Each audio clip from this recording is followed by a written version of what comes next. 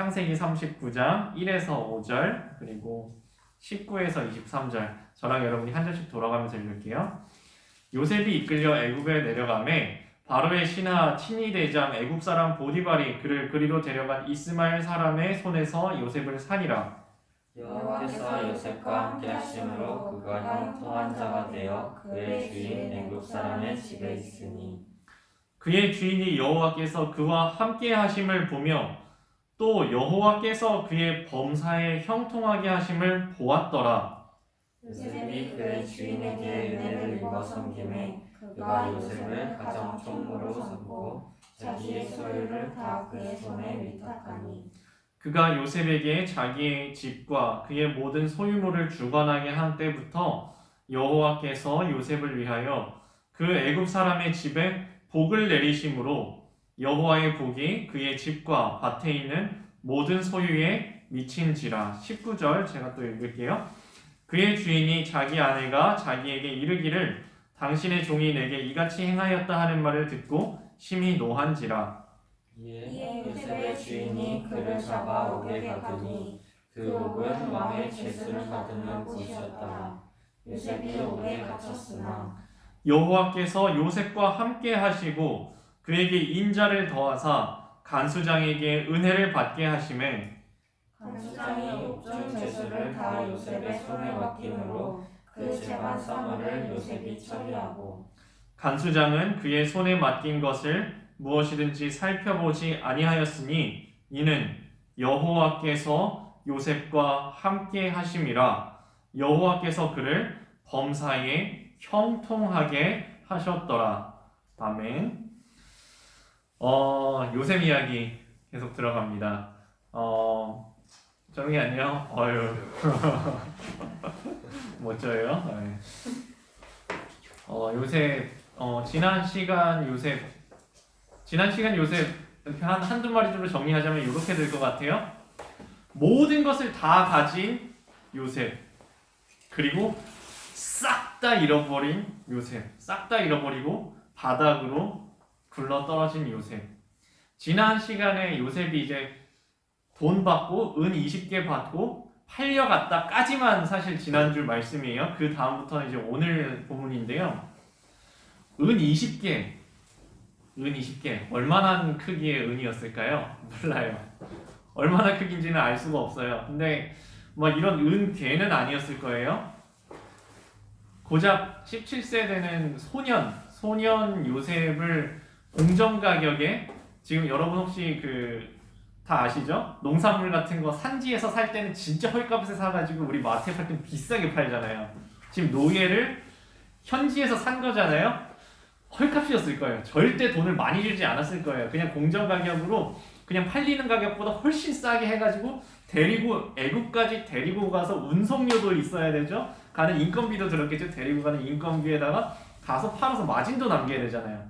실제로 노예가 팔리는 그 가격보다 훨씬 후려쳐가지고 얘를 사갔을 거란 말이에요. 조그만한 은이었을 거예요. 분명히 조그만한 은이었을 겁니다. 조그만한 은 20개를 지금 몇 명이 나눠 가져야 되냐면요. 형 10명이 나눠 가져야 돼요. 그러면은 n분의 1을 했다고 가정을 해봅시다. 은 2개씩 받았어요. 은 2개씩. 정말 헐값에 팔렸습니다. 이 요셉네 집안은 부잣집이었어요. 그까지 은 20개가 아니라 은 200개라도 요셉 살릴 수 있으면은 아버지 야곱이 충분히 200개가 뭐예요? 2000개도 지불할 수 있단 말이에요. 근데 고작 은 20개, 정말 푼돈에 팔려가는 요셉도 그 가치를 몰랐을 거예요. 알았어요. 고작 은 20개에 팔려가는 요셉. 끌려서 묶여가지고 갔겠죠? 뭐 말 태워줬을까요? 낙타 태워줬을까요? 뒤에 매달려서 질질 끌려갔겠죠. 욕먹으면서 매맞아 가면서 팔려간 데가 이제 노예 시장이었을 거예요.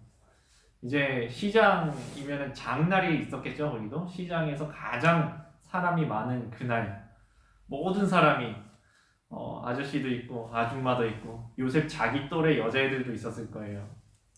그 앞에서 요셉이 입고 있었던 좋은 옷은 요셉처럼 옷이 그냥 헐값이 아니에요. 공장에서 옷을 만드는 게 아니라 손으로 옷을 만들어야 되기 때문에 이 당시에 옷은 어마어마한 재산이었어요. 노예가 입은 옷을 냅뒀을까요?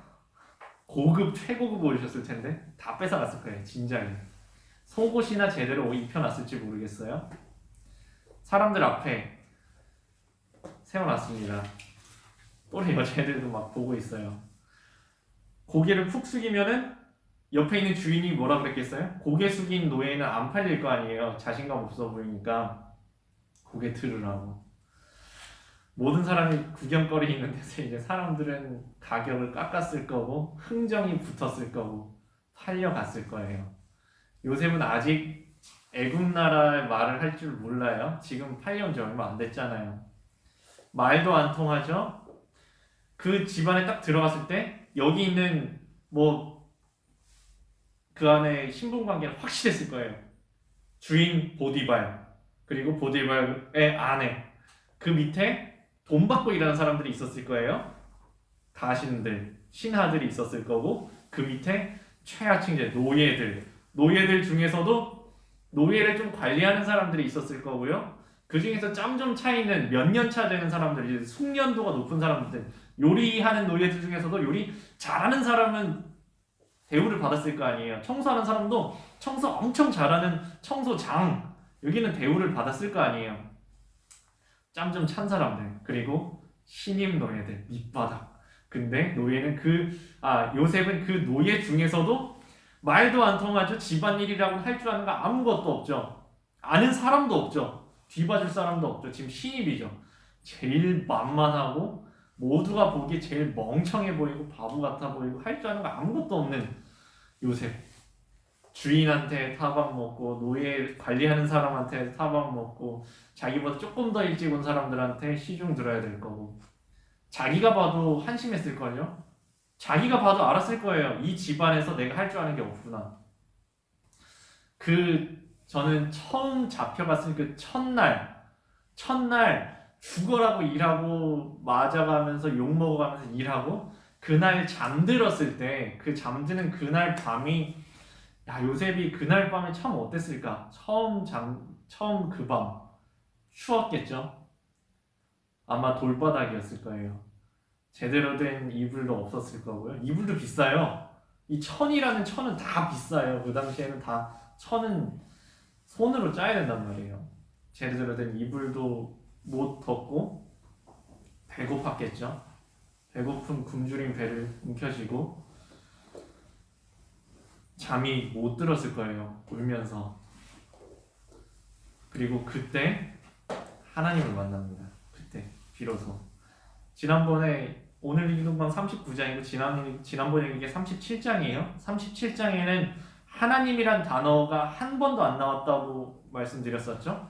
오늘 39장에는 처음부터 바로 나옵니다. 39장 2절 여호와께서 요셉과 함께 하심으로 그가 형통한 자가 되어 그의 주인 애굽 사람의 집에 있으니 그의 주인이 여호와께서 그와 함께 하심을 보며 또 여호와께서 그의 범사에 형통하게 하심을 보았더라.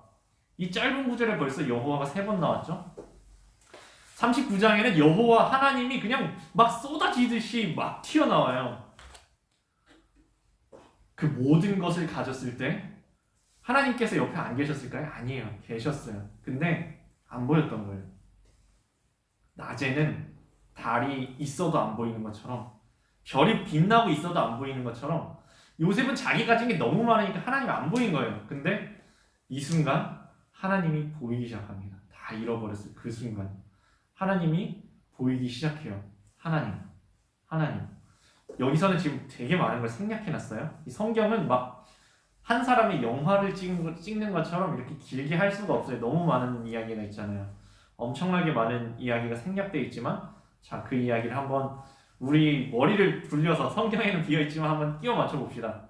여기 갑자기 뛰어넘어가지고 요셉이 인정받은 얘기가 갑자기 튀어나와요. 요셉이 첫날 눈 감고 잠들면서 그 첫날 모든 걸 잃고 그 자리에서 하나님을 만나고 갑자기 애국말이 갑자기 능통해지고 갑자기 집안일을 엄청나게 잘하게 됐을까요?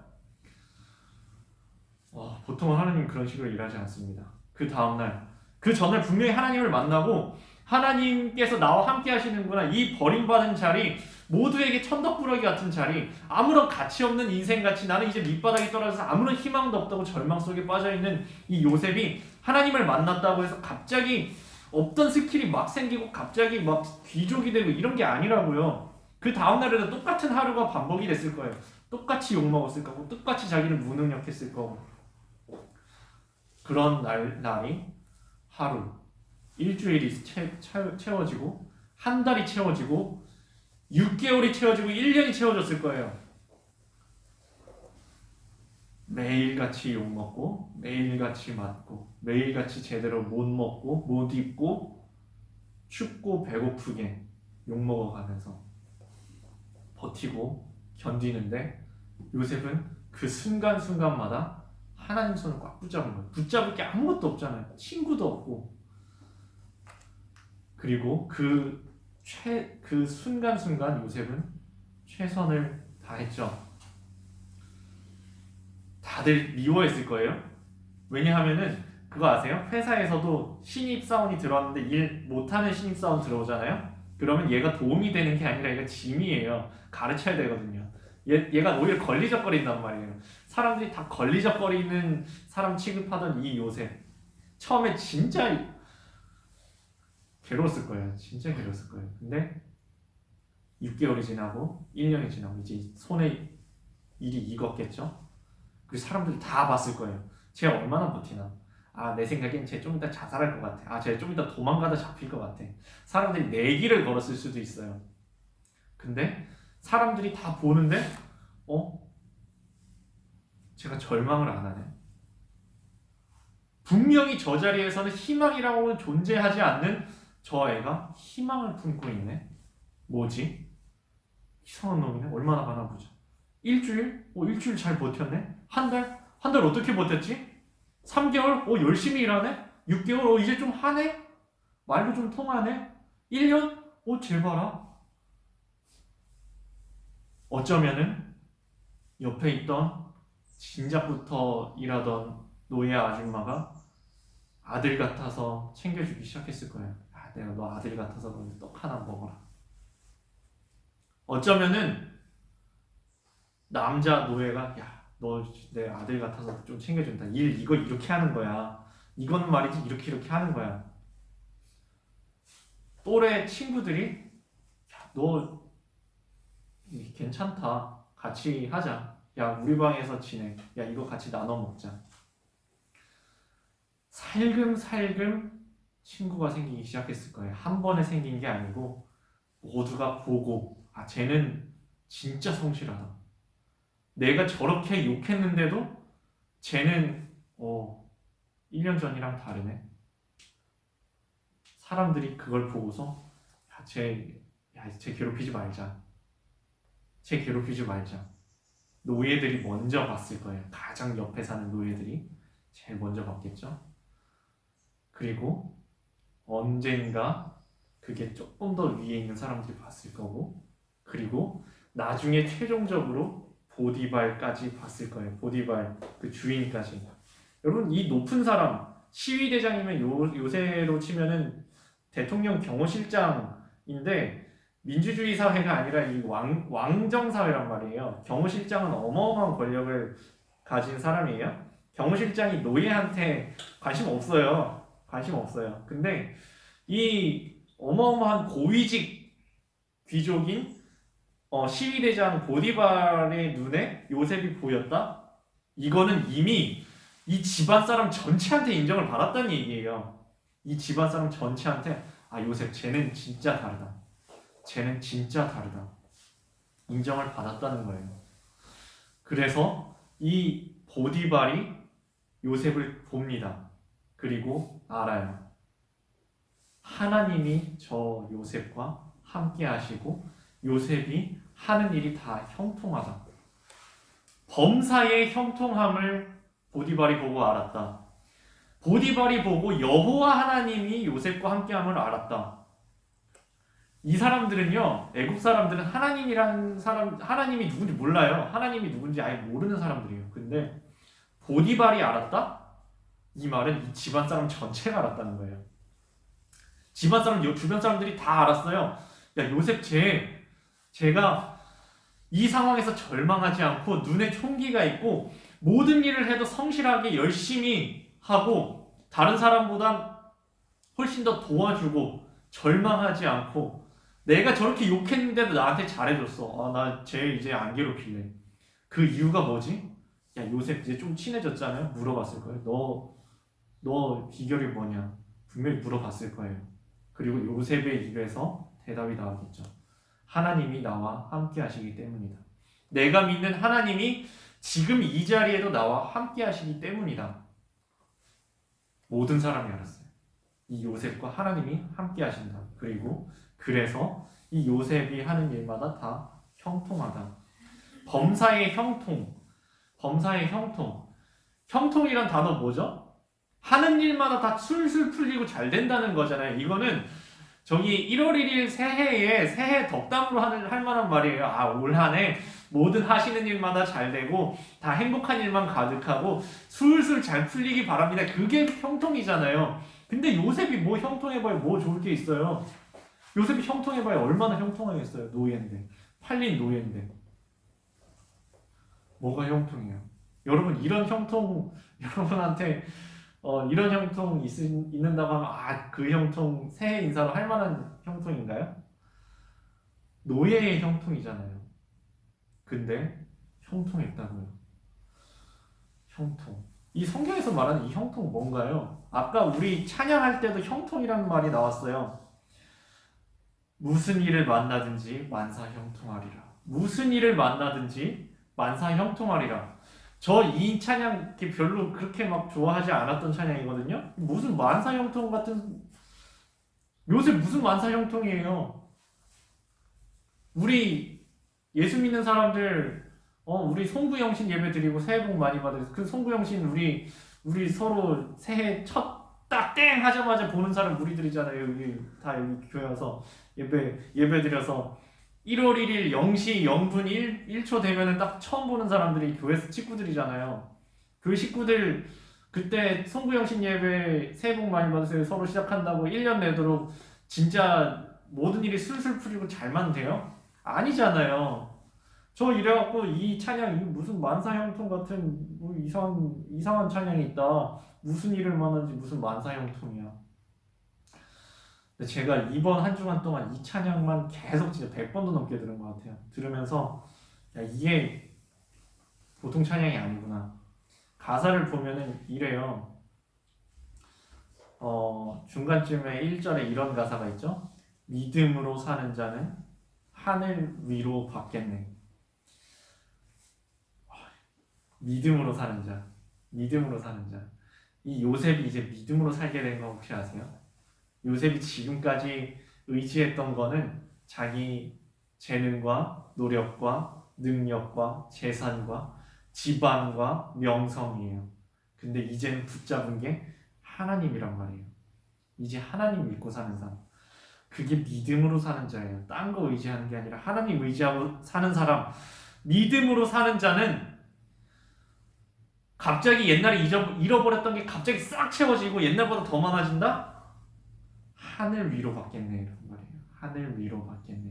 지금 여기 만사 형통한다는 게 진짜 무슨 저기 삼성전자 회장처럼 돈이 많아진다? 대통령처럼 권력이 세진다? 왕처럼 높아진다? 귀족이 된다? 갑자기 머리가 엄청나게 좋아진다? 갑자기 업무 능력이 갑자기 막 맥스가 된다?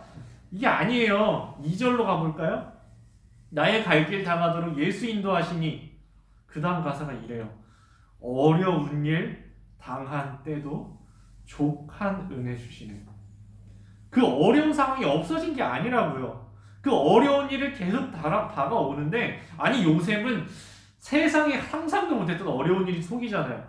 어려운 일 당한 때도 족한 은혜를 주시네. 오늘 하루를 살아갈 수 있는 은혜를 부어주시네. 오늘 하루 하나님 손 붙잡았기 때문에 오늘 하루를 이겨나갈 수 있는 은혜를 주신다고요. 그게 이거예요. 어려운 일 당한 때도 족한 은혜 주시네. 오늘 내가 일용할 양식을 주시네. 오늘 내가 이겨낼 힘을 주시네.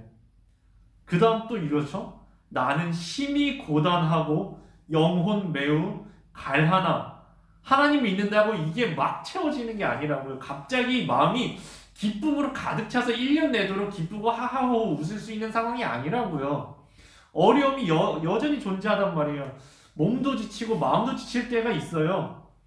나는 심히 고단하고, 조금 고단한 것도 아니고 심히 고단하고, 영혼이 하나님이 나한테 부어주시니까 영혼이 막 철철 넘쳐요? 아니라고요.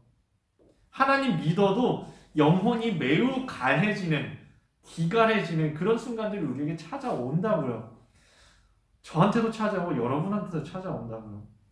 근데 나의 앞에 반석에서, 여러분 반석하면 되게 좋은 의미 같죠?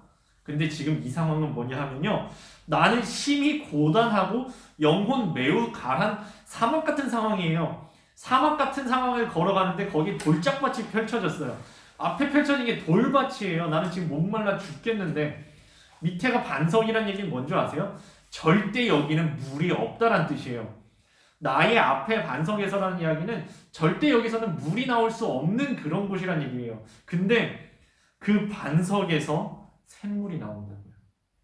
그 반석 같은 곳에서, 절대 물이 없는 그곳에서 샘물이 터져 나와서 나의 앞에 반석에서 샘물 나게 하시네. 이게 요셉의 인생이었어요. 요셉이 고생 죽으라고 했죠. 우리는 사실 결말을 알아요. 요셉 총리 됐다고. 여러분 이런 총리 하고 싶으세요? 요셉이 총리 돼가지고 자기 잘 먹고 잘 살았나요? 요셉처럼 자기 집에 있다가 사랑받고 살다가 노예로 팔려나가서 죽도록 고생하고 십몇 년 동안 노예로 살다가, 아니 노예로 살다가 좀 이따 감옥에 갇혀요. 억울한 누명 쓰고 감옥에 갇혀서 죽을 뻔했다가 총리 되는 삶 여러분 살고 싶으세요? 저는 그런 삶 살고 싶지 않아요. 총리 그냥 안 하고 집에서 편히 사는 게 훨씬 나을 것 같아요. 정신 건강에 좋을 것 같아요. 요셉이 자기 조차하고 이 고난을 겪는 게 아니에요. 나중에 나오는데 요셉은 자기 출세하려고, 요셉이 진짜 힘들고 어려운 걸 견뎠더니 자기가 출세했다, 자기가 잘 됐다, 여러분도 잘 이렇게 젊어서 고생 사서도 한다고 열심히 해보세요, 그럼 나중에 잘 돼요, 이런 얘기하는 얘기가 아니라고요. 요셉이 자기 잘 된 게 아니에요. 다른 사람을. 요셉이 그 자리에 갔더니 아까 처음에 이런 말씀이 있어요. 39장 초반에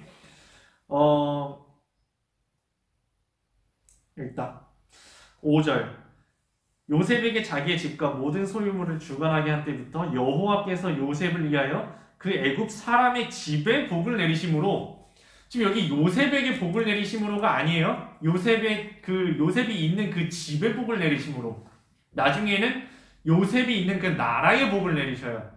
아니 그 지역, 지방 전체에, 그 나라를 넘어서 그 중동 지역 전역에 복을 내리신단 말이에요. 예수 믿는 사람들이 고난받고 그걸 극복하는 그 와중에 자기 자신만 복을 받는 게 아니에요. 자기 때문에 옆 사람이 다 복을 받는 거예요. 그게 예수 믿는 사람의 삶이었고, 아니 예수님의 삶이었어요. 예수님의 고난 극복해서 예수님 자기 잘 되자고 그런 거였나요? 우리 모두를 살리기 위한 고난이었잖아요. 요셉도 마찬가지예요. 이게 지금 자기 잘 되자고 하는 겪어내는 고난이 아니라 모두를 살리기를 위하여서 걸어가고 있는 그 고난이란 말이에요. 그게 형통이에요. 제가 오늘 말씀 제목을 이렇게 지어봤어요. 물통 인생, 강물 인생. 물통 인생은요, 자기 열심히 물 떠다가 자기 물통 담아서 자기 먹고 누구 한 방울 나눠주지 않고 자기가 다 마셔버리는 인생. 물통이 조그만하면은 되게 실패한 인생, 물통이 크면은 성공한 인생 같지만 물통이 아무리 커봤자 그 물통 자기가 다 먹을 거예요. 누가 혹시 물 뺏어가죠? 혹시 딴 사람이 그 물 마시려고 그러죠? 어딜 내 물을 마시려고 그러냐고 손을 쳐버릴 인생, 물통 인생이에요. 아무리 물통이 커져봤자 자기 혼자 잘 되는 인생. 근데 너희 앞에 반석에서 샘물 나게 하시네. 강물 같고 샘물 같은 인생은 뭔지 아세요? 여러분 요 앞에 한강 흐르죠? 한강물 우리 서울 시민 1,000만 명이 갖다 퍼먹는단 말이에요. 먹기만 하나요? 씻는 데 쓰죠. 빨래하는 데 쓰죠. 밭에 물 주는 데 쓰죠. 농업용수로 쓰죠. 공업용수로 쓰죠. 근데도 물이 흘러요. 바다로 다 보내주는 것 같죠? 다 퍼주는 것 같죠? 근데도 물이 지금도 흐르고 100년 전에도 흐르고 1000년 전에도 흘렀고 100년 후에도 흐를 거란 말이에요. 저 물. 저 물이 계속 흐르는 이유는 아무리 많이 퍼져도 계속 부어진단 말이에요. 계속 새로 채워진단 말이에요. 이게 강물 인생이고 이게 그리스도인의 삶이고 이게 형통한 삶이에요. 나 혼자 잘 먹고 나 혼자 물통 큰 거 해서 내가 혼자 다 먹어야지. 나 혼자 5,000명분 물을 다 마셔야지. 이게 아니라 내가 가지고 있는 이걸 다 흘려 보내주는 거. 아 그래. 너 마시고 너 씻고 저기 식물에도 물 주고 다 퍼주는데도 더 넘치도록 흘러 넘치는 것. 이게 강물 인생이고 샘물 인생이에요. 그거는요. 사람 자기 힘으로 되는 게 아니에요. 여호와께서 요셉과 함께 하시고 여호와께서 요셉 때문에 복을 흘러 넘치게 주시고 여호와께서 요셉을 형통하게 하심에 노예로 팔려서도 억울하게 감옥에 갇혀서도 요셉은 형통한 자가 되었고 옆에 사람들이 전부 알았다. 아, 저 사람은 하나님께서 함께 하시는 사람이구나. 저 사람은 하나님께서 함께 하시는 사람이구나. 전부 알았다고요. 이게 형통한 자의 삶. 강물같이 살고 샘물같이 사는 예수 믿는 사람의 삶입니다. 우리 삶 어떻게 살고 있나요? 어떤 삶을 추구하고 있나요? 물통 키우려고 하고 있는 거 아니에요 혹시? 하나님 저 물이 지금 물컵인데요. 물통 큰 사람 저 사람 부럽습니다. 저 물통 저도 이따만 물통 인생 되게 해주세요. 하나님 자꾸 물통 깨실걸요? 자꾸 깨셔요. 하나님 왜 깨세요? 저 큰 거 놔주시지. 있는 이 조그마한 물통 왜 자꾸 깨세요? 하나님 진짜 못됐습니다. 하나님 진짜 나빠요. 하나님 물통 키워달랬더니 물통을 깨요. 하나님 물통 깨시는 이유는요. 우리 물통 인생 살지 말라고 하시는 거예요. 너 물통 인생 살지 말고 샘물 인생, 강물 인생 살으라. 딴 사람들이 퍼가? 더 퍼줘. 더 퍼주라고. 내가 부어줄 테니까 퍼주라고. 고갈되는 것 같은데 고갈되지 않는 인생. 그게 아까 어려운 일 당한 때도 족한 은혜 주시네요. 어려운 일 당한 때도 오늘 하루를 살아가고 이겨나갈 족한 은혜 주시네. 이 똑같은 찬송가 요셉 때는 분명히 없었을 거예요. 근데 저는 노래 멜로디만 달랐지 똑같은 찬양을 요셉이 부르면서 견뎌냈을 거라고 생각을 해요. 요셉이 불렀던 찬양, 우리의 찬양 되었으면 좋겠습니다. 우리 마지막 찬양, 우리 아까 처음 불렀던 나의 갈 길 다 가도록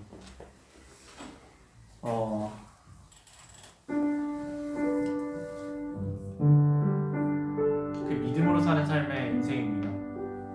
사람 자기 힘으로 사는 게 아니라 밑바닥에 굴러 떨어져도 그 자리가 형통한 삶, 그 자리가 하나님의 뜻이 이루어지고 모든 사람이 하나님의 이름을 듣게 되는 삶, 하나님이 인도하시는 삶이에요. 하나님 손 꼭 붙잡은 삶이에요. 우리 인생 그런 인생 되기를 바라는 마음으로 함께 찬양하겠습니다.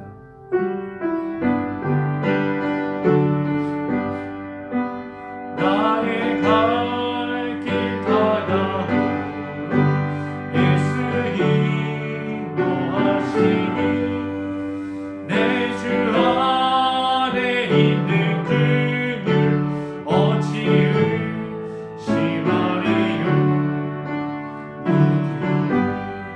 목사는 자 하늘 위로 받겠네.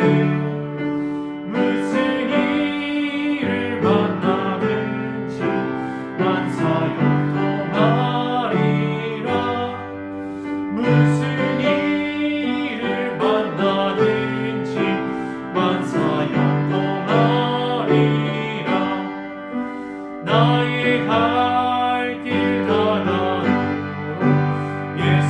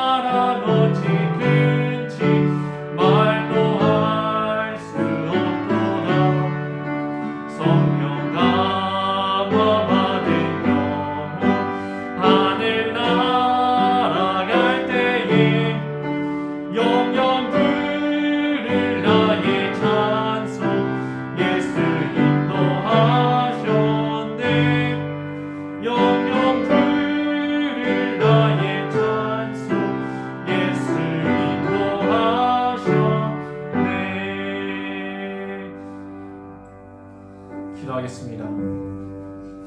하나님, 저희들이 바라는 인생은 어쩌면 물통 인생입니다. 지금 가지고 있는 물통이 너무 작아 보여서 하나님, 큰 물통 되게 해주세요. 더 큰 물통 되게 해주세요. 이게 하나님 저희들의 꿈일지도 모릅니다. 하지만 하나님의 꿈은 다릅니다. 너 그 물통 내려놔. 너 그 물통 내려놓고 강물로 가자. 강물 인생 되어야 한다. 아무리 퍼져도 부어주시는, 새롭게 채워지는 은혜로 어려운 일 당한 때도 족한 은혜 주시네. 무슨 일을 당하든지 만사 형통하리라. 나의 앞에 반석에서 샘물 나게 하시네. 하나님께서 채워주시는 인생, 부어주시는 인생, 그래서 넘쳐나는 인생, 분명히 다 끝났는데, 고갈됐는데, 바닥났는데, 그런데 또다시 채워지는 그런 강물 같은 인생. 나 때문에 우리 집안이, 주변이, 우리 교회가, 우리 지역이, 우리 나라가 우리 때문에 복을 받는 그런 강물 같은 인생, 그런 그리스도인의 삶 살아갈 수 있도록 저희들 다 붙잡아 주시옵소서. 감사드리며 예수님의 이름으로 기도했습니다.